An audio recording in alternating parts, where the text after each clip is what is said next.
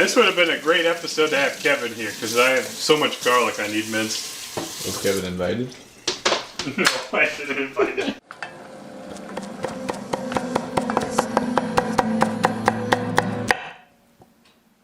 Hi, I'm Phil. Welcome to Pretty Good Cooking. Pretty good. Tonight on the show, we're going to teach you how to make a type of ramen. This is Tantan ramen or Tantanmen. Tantan should sound a little bit familiar because it's actually a ramen version of a Chinese dish. It's kind of a fusion food. You may be familiar with Dan Dan noodles, kind of like a spicy street food that we made before on the show. If you'd like to learn how to make Dan Dan noodles, here's a link. I don't remember how that works. We can't do links anymore. Dan Dan noodles were part of the chili oil incident. R.I.P. almost me. Anyways, I have wanted to make ramen, traditional ramen, on the show for many years, but really have not gathered the gumption for what is often a multi-day process. This is an exception to that rule, where you do not in fact need to spend days and days making this. Tantan is much more of a quick weeknight dinner that pretty much anyone can make relatively quickly. It's also really delicious, so it has that going for it, which is nice. I am having a vodka tonic. There it is. Because every last bit of my ocean of patience has been sucked out of me today, and I can't take it no more.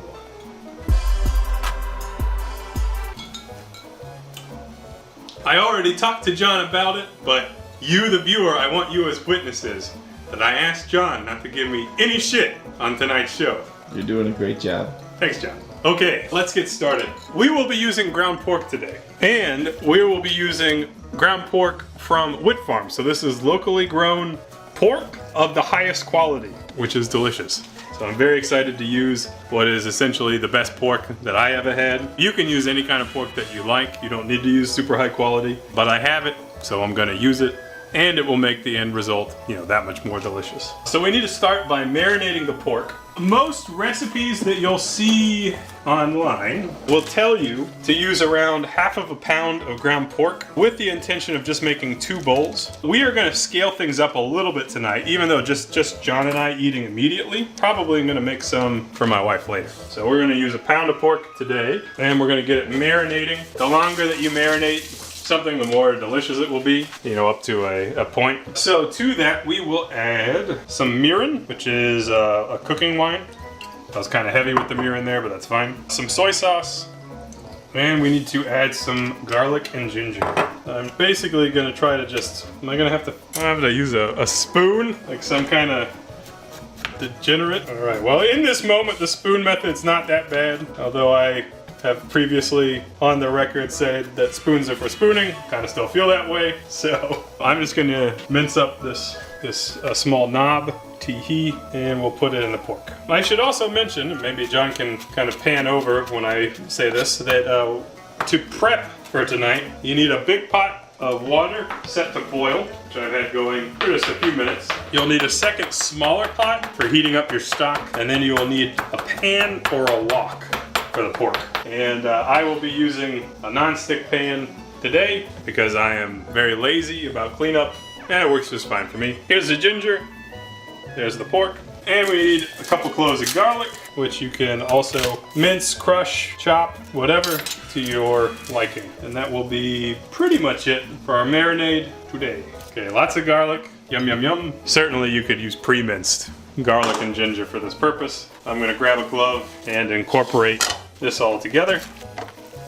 It's really great wearing a glove when you just stick your non-gloved thumb right in the meat. You might have even caught that on film. Okay, that looks good to me, so just set that aside for now. All right, let's make a paste. Let's make our paste. And there is some weird stuff in this. So we're gonna start with a couple tablespoons of soy sauce. And this is with the intent of making 4 portions eventually. Next up, and probably the most difficult to work with, is sesame paste. Now this is Chinese sesame paste. Super simple, super cheap. You can use tahini, and in fact for some folks, you might even prefer the flavor of tahini over some of the more, well, I guess less familiar sesame pastes out there. Sometimes the sesame paste is roasted, which I don't think tahini is. It's really hard to work with. This is true of tahini as well. Like, the fact that I got it to mix up this much is kind of amazing. So we will use about 4 tablespoons of this crazy shit. And of course that's gonna be super precise because this is not a liquid. This is a thixotropic substance, but it's also one of the primary flavor components. Next up is Rayu, which is a Japanese spicy sesame oil. I've not had this before, so I don't actually know what it tastes like. I should probably taste it.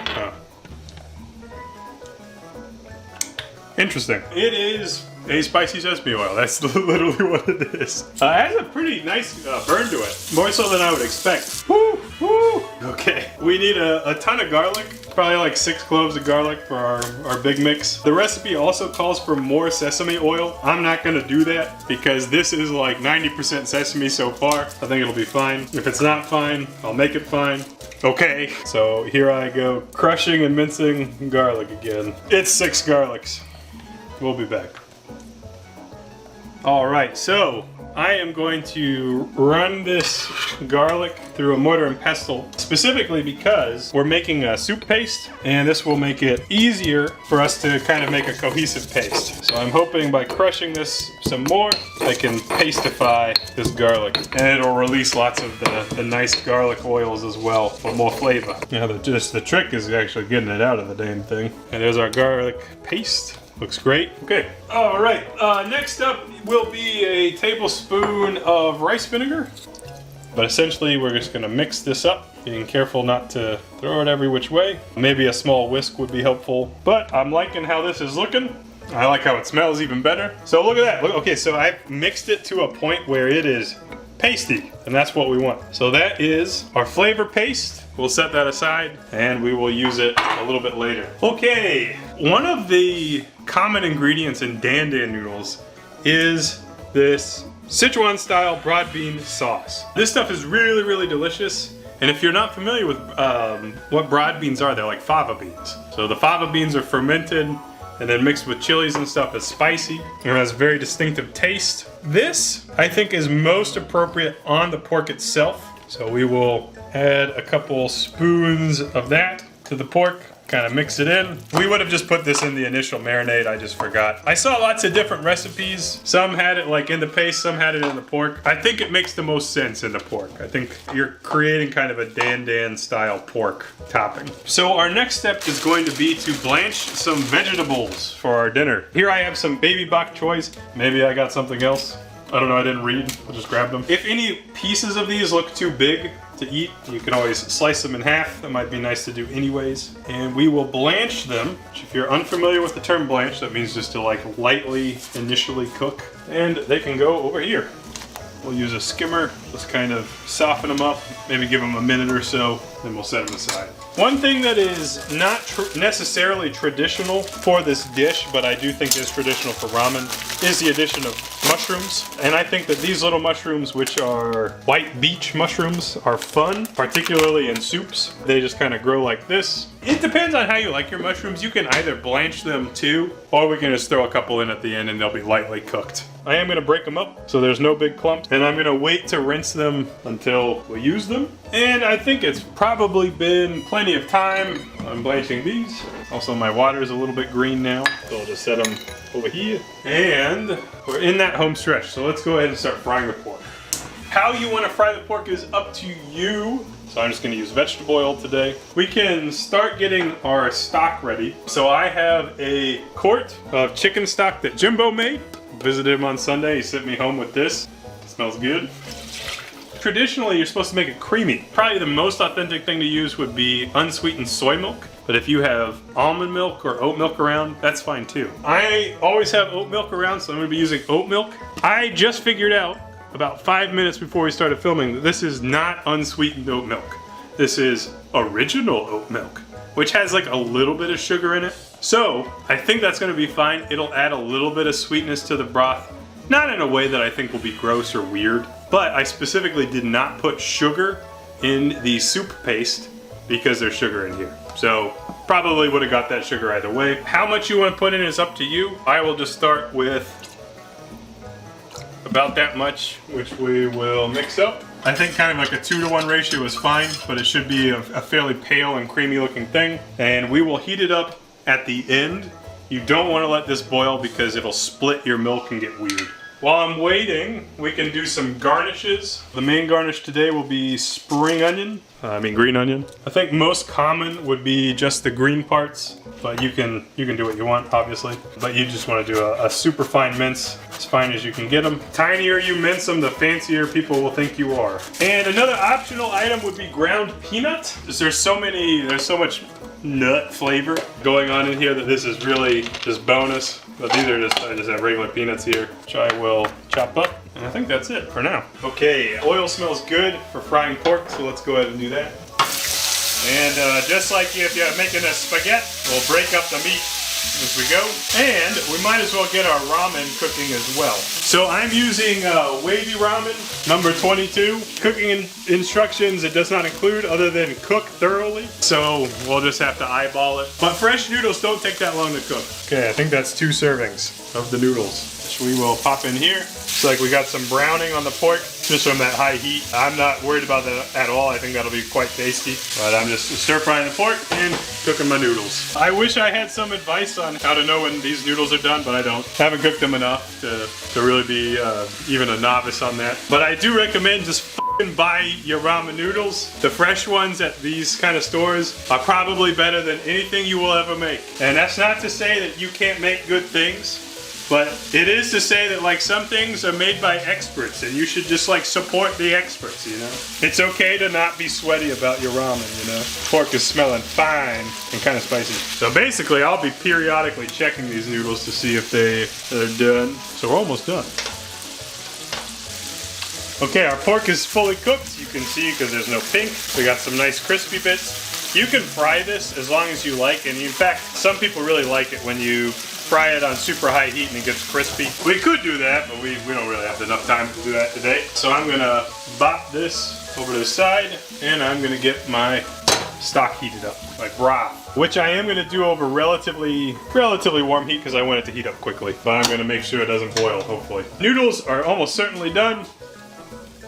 They are. You can see that they're starting to float as well, right there. So we will scoop them out. Oh my God, that's a lot. Yes, 2 portions of noodles. Everything's good. I happen to have 2 nice ramen bowls here. Okay, so here's our paste. We'll have to eyeball what we think 1/4 of that looks like, but basically give yourself a good heaping helping of that good flavor. We'll rinse our mushrooms now. So these will be pretty al dente mushrooms, but that's fine. We'll add just a few to each. So I need to get this hot. I need to taste this pork. Yo, that's so tasty. Okay, so our broth, steamy. So we will start by adding some to each. And I'm being somewhat conservative with that broth because we still have to put other things in it. So it may not look like a ton right now, but remember, we got more things to put in there. We're gonna mix that paste with the broth, and while we're doing this process, the mushrooms are gonna kind of blanch a little bit as well. And I'll tell you one thing, this smells right. I know what this food actually tastes like. And it smells quite a bit like this, so I'm happy. Okay, from here, we'll go ahead and add some noodles. The noodles to your liking, then you can add in your bok choy, then top with the pork. Most often, you'll just see like a scoop of pork on top, but of course when you make ramen at home you can put as much as you like. I think that looks good. And we will hit it with our garnishes, which in this case will be green onion. You can do it over the top, and some ground peanut too, why not? But not too much. Don't want it to detract from anything. But I think that looks pretty darn good for what it is, which is a quick, easy weeknight dinner that took us an hour to make. Okay, let's give it a try. So I'm gonna mix her on up. That's how I do it. First impression, maybe too many noodles, but you know, that's a good or bad thing.